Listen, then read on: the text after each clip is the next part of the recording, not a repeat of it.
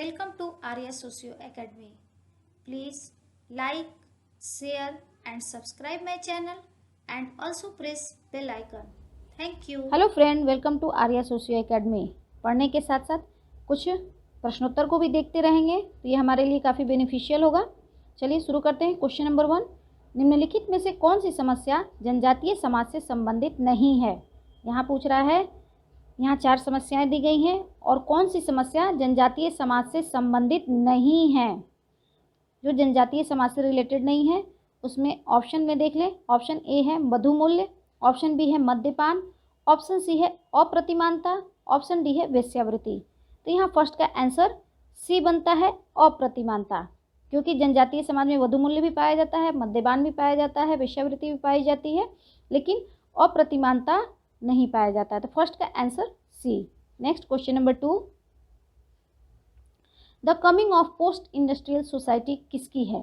ये बुक का नाम है, ये किसकी बुक है ये पूछ रहा है। ऑप्शन ए है Alain Touraine, option B Daniel Bell, option C Herbert Blumer, option D Milton Singer. तो the coming of post industrial society यह बुक है डेनियल बेल की। 2 का answer B. Next question number 3, निम्नलिखित में से कौन से कथन सरल समाजों की आर्थिक व्यवस्था से संबंध में सही है। अर्थात यहाँ पूछ रहा है सरल समाज की आर्थिक व्यवस्था। ऑप्शन 1 में है, यहाँ लोग पूर्ण रूप से प्रकृति की दया पर निर्भर करते हैं, यह सही है। सरल समाज अर्थात कृषि समाज जो होता है, ग्रामीण समाज होता है, उसे हम सरल समाज कहते हैं। दूसरा है लोग नियमित बाजारों से लाभान्वित होते हैं, ये नहीं होता है। ऑप्शन 3, सरल समाजों में कार्यों का विशेषीकरण पाया जाता है, ये भी नहीं होता है। चौथा दिया है इसमें लोगों में अपने आने वाले कल के विषय में कोई विचार नहीं होता है, लोग आने वाले कल के बारे में कोई विचार नहीं करते हैं। तो यहाँ क्या आंसर बन सकता है, 1 और 4 जिसमें हो वही आंसर होगा। तो यहाँ देखें 1 और 4 किस ऑप्शन में है, ऑप्शन सी में 1 और 4 है, अर्थात 3 का आंसर क्या बन रहा है यहाँ पे 1 और 4। अर्थात लोग पूर्ण रूप से प्रकृति की दया पर निर्भर रहते हैं और लोगों में आने वाले कल के विषय में कोई विचार नहीं होता है। तो 3 का answer C. Next question number 4, सरल समाजों में राजनीतिक संगठन का साधारणतः कौन सा आधार होता है। राजनीतिक संगठन सरल समाजों में किस आधार पे होता है। ऑप्शन ए है धर्म, ऑप्शन बी है नातेदारी, ऑप्शन सी है रूढ़ियाँ, ऑप्शन डी है जनरीतियाँ। तो यहाँ 4 का सही आंसर है बी, नातेदारी। नेक्स्ट क्वेश्चन नंबर 5, निम्नलिखित में से सही उद्विकासीय क्रम क्या है। आप इस पे जब वीडियो बना हुआ है समाज से रिलेटेड, आप वहाँ देखिए, बहुत आसानी से इसका आंसर आपको मिल जाएगा। यहाँ दिया हुआ है पहला औद्योगिक समाज, दूसरा कृषक समाज, तीसरा जनजातीय समाज और चौथा उत्तर औद्योगिक समाज। तो यहाँ हम देखेंगे तो क्या है, सबसे पहले क्या आता है, जनजातीय समाज होता है, फिर कृषक समाज होता है, फिर औद्योगिक समाज होता है, तब उत्तर औद्योगिक समाज आता है। तो इसका क्रम क्या बन जाता है 3, 2, 1, 4। 3, 2, 1, 4 किस में दिया हुआ है, ऑप्शन सी में। तो 5 का सही आंसर क्या बनता है, option C. Next question number 6, Bharat में समन्वित जनजातीय विकास परियोजना आरंभ की गई। ऑप्शन है 1975, option B 1980, option C 1983, option D 1987। तो 6 का यहाँ सही आंसर है 1980। 1980 में भारत में समन्वित जनजातीय विकास परियोजना आरंभ की गई थी। नेक्स्ट क्वेश्चन नंबर 7,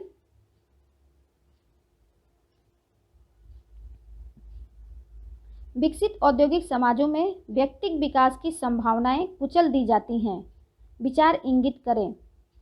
अर्थात किसने यह विचार दिया था कि विकसित समाज में व्यक्तिगत विकास की संभावनाएं कुचल दी जाती हैं।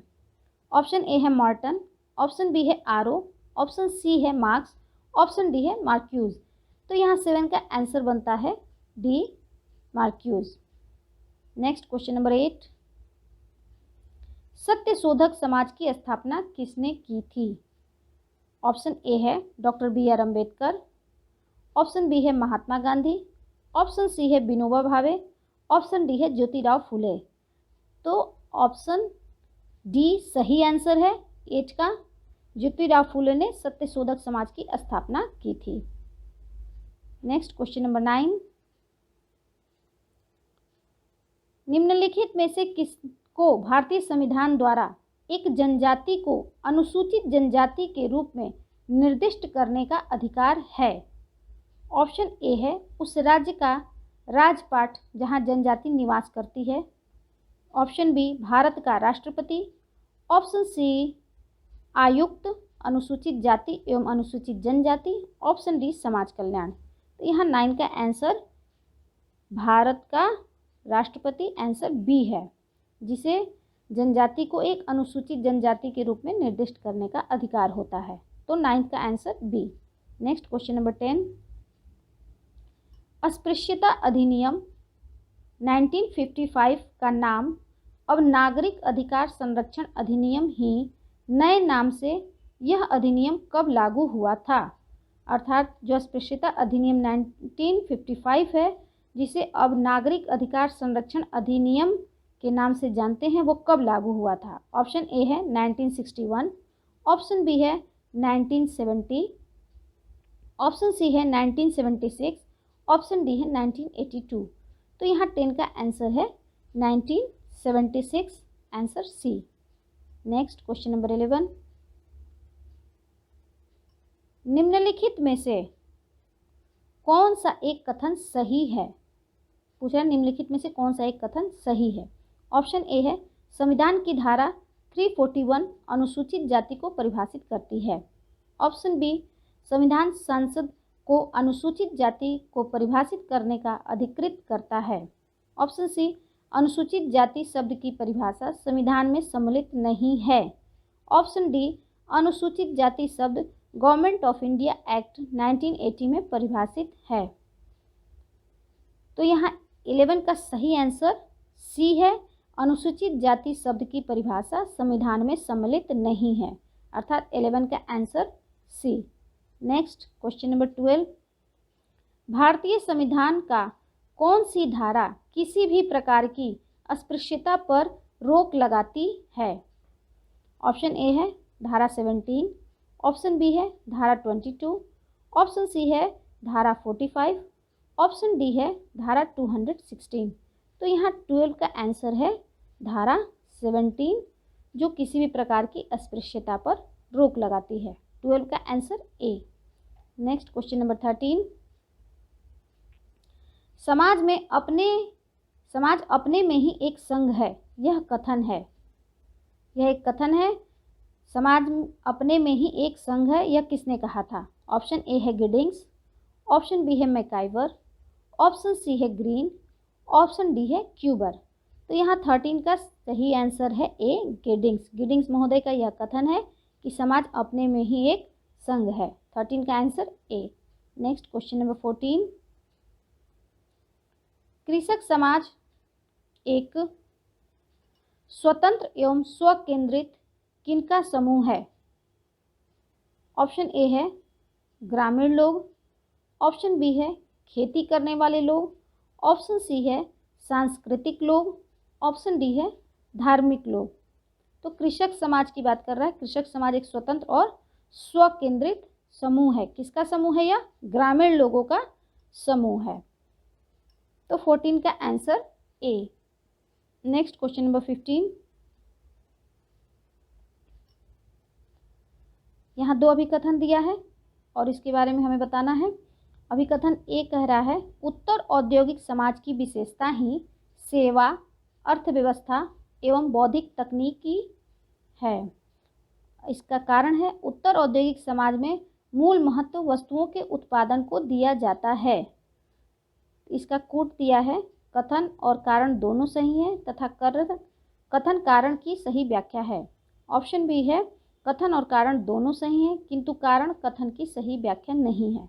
ऑप्शन सी कथन सही है किंतु कारण गलत है। ऑप्शन डी कथन गलत है किंतु कारण सही है। यहाँ देखा जाए अभिकथन ए सही है क्योंकि उत्तर औद्योगिक समाज की विशेषता ही यह है, सेवा, अर्थव्यवस्था और बौद्धिक तकनीकी ही है।